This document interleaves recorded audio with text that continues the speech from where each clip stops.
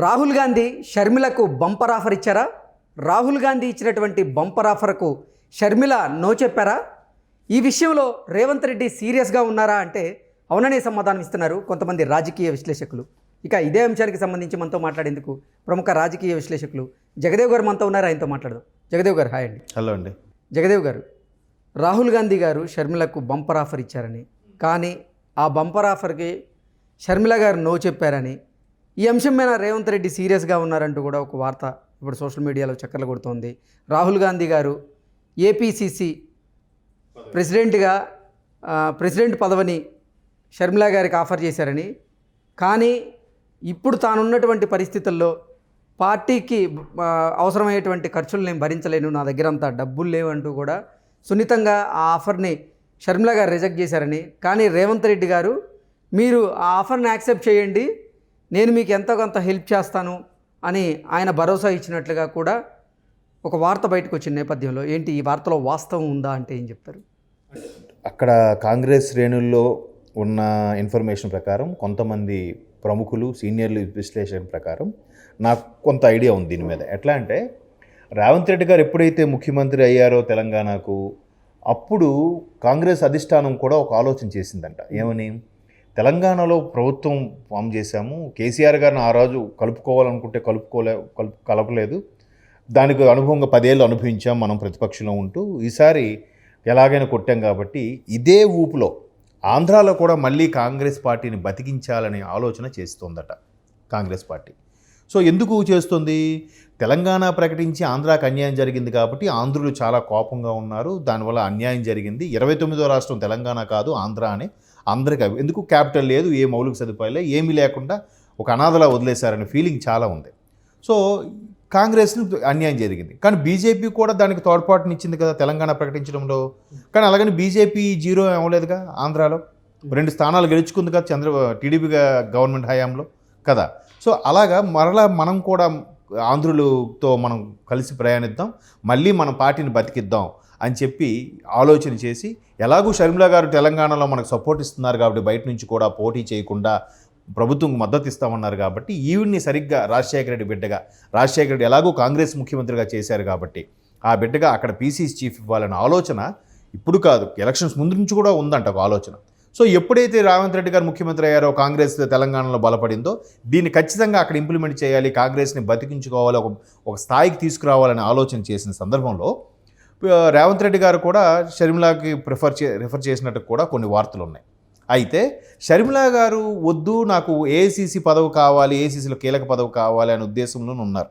ఎందుకు? ఆవిడ మొదటి చెప్పే అంశం ఏంటంటే, నాన్నగారు అదే రాజశేఖర రెడ్డి గారు ఎలాగో కాంగ్రెస్లో 2 సార్లు ముఖ్యమంత్రి అయ్యారు కాబట్టి, అలాగే నేను కూడా కాంగ్రెస్కు మొన్న సపోర్ట్ ఇచ్చాను కాబట్టి నా పైన కృతజ్ఞతాభావం కాంగ్రెస్కు ఉంది, నన్ను ఒక సముచిత స్థానంలో పెట్టాలని కాంగ్రెస్ ఆలోచిస్తుంది.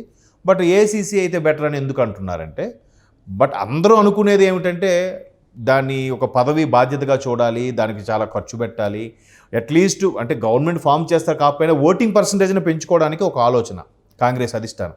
ఆ ఓటింగ్ పర్సంటేజ్ కూడా రాలేదనుకోండి, ప్రెజర్ అంతా ఎక్కువ పడుతుంది కదా. పైగా చాలామంది సీనియర్ నాయకులు ఉన్నారు, అనుభవం పరంగా ఈవిడ చిన్న ఆవిడ, వాళ్ళందరినీ హ్యాండిల్ చేయగలరా?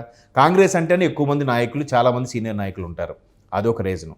రెండోది, అన్నిటికన్నా మెయిన్ రీజను, కాంగ్రెస్ పీసీసీ చీఫ్గా ఉంటే ఖచ్చితంగా సొంత అన్నయ్య మీద బురద జల్లాలి, విమర్శలు చేయాలి, దుయ్యబట్టాలి, ఏదంటే అది నోటికి వచ్చినట్టు మాట్లాడాలి. ఇప్పటికే ఎడమొహం పడమొహంగా పొరపచ్చాలు వచ్చే సందర్భంలో పీసీసీ చీఫ్ అయితే అక్కడ గెలుస్తారా, పార్టీ ఎంత ప్రభావితం చేస్తుందో తెలియదు కాబట్టి, కానీ ఖచ్చితంగా వైఎస్ఆర్సీపీ ఓటునైతే చీల్చుతుంది ఆవిడ. ఎందుకు? రాజశేఖర రెడ్డి గారు 2 కళ్ళలో ఒక కన్ను జగన్మోహన్ రెడ్డి అయితే ఒక కన్ను షర్మిల గారు కదా.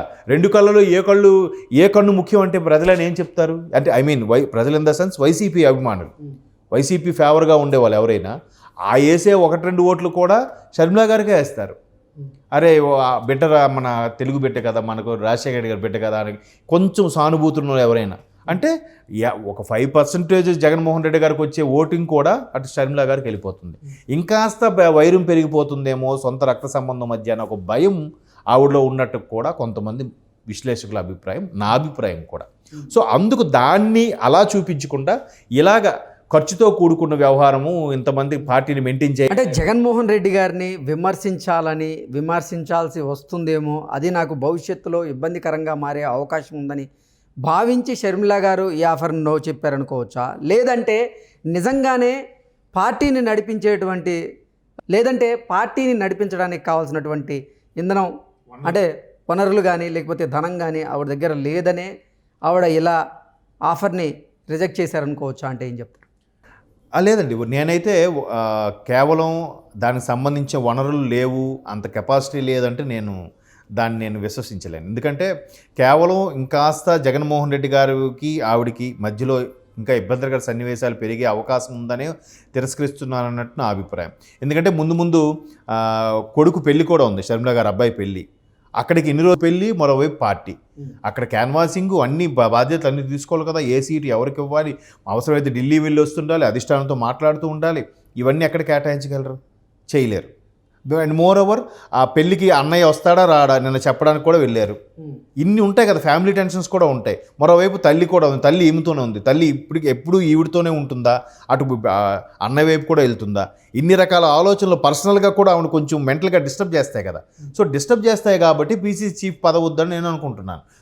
కూడదంటే ఆ బ్రదర్ అనిల్ గారు కానీ ఈవిడికి కానీ ఆ శక్తి లేదంటే నేను ఒప్పుకోను. ఖచ్చితంగా శక్తి ఉండే ఉంటుంది. ఎందుకంటే రాజశేఖర రెడ్డి బిడ్డ అండి ఆవిడ, అటువైపు బ్రదర్ అనిల్ గారు అండి, ఆయన చాలా పెద్ద పాస్టరు. ఖచ్చితంగా వాళ్ళకి ఆ కెపాసిటీ ఉందని నేను అనుకుంటున్నాను.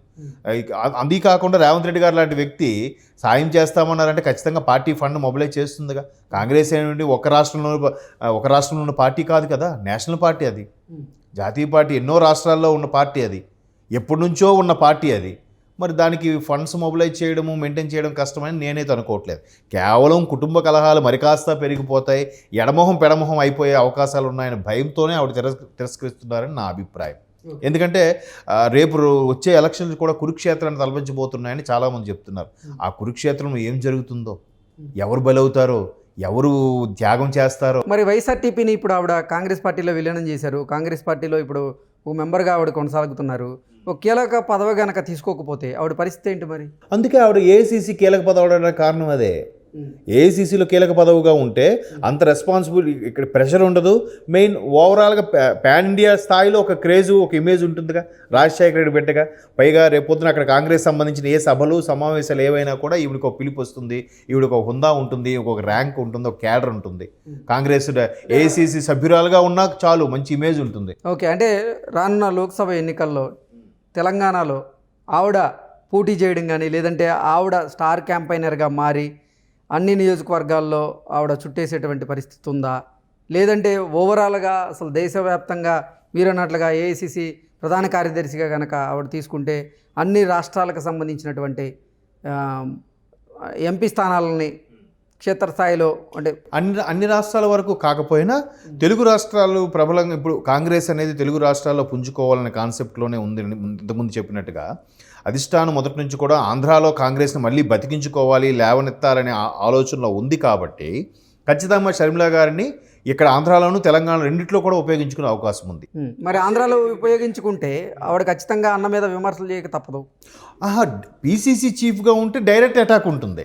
ఒక ఏఐసీసీ సభ్యురాలుగా వచ్చింది అనుకోండి, ఓ మోస్తరుగా మాట్లాడవచ్చు, మరీ డీప్గా డెడ్ ఎండ్కి వెళ్ళిపోక్కర్లేదుగా. నెక్స్ట్ ఆ ఎన్నికల టైంలో అప్పుడు ఏఐసీసీ ఉన్నారనుకోండి, అటు తెలంగాణలో క్యాన్వాసింగ్ రావచ్చు, ఇటు ఆంధ్రాలో క్యాన్వాసింగ్ రావచ్చు, కొన్ని విషయాలు తప్పించుకోవచ్చు. బట్ పీసీ చీఫ్గా ఉంటే మాత్రం ఖచ్చితంగా బాధ్యత ఉంటుంది. రేపు పొద్దున ఒక్క సీటు కూడా కాంగ్రెస్ గెలుచుకోపోతే, అరే ఈవిడతో వచ్చిందిరా, రాజశేఖర్ కూతురుగా ఈవిడ వచ్చిందిరా అని ఒక ఇమేజ్ డ్యామేజ్ అవి కూడా అయిపోతుందిగా.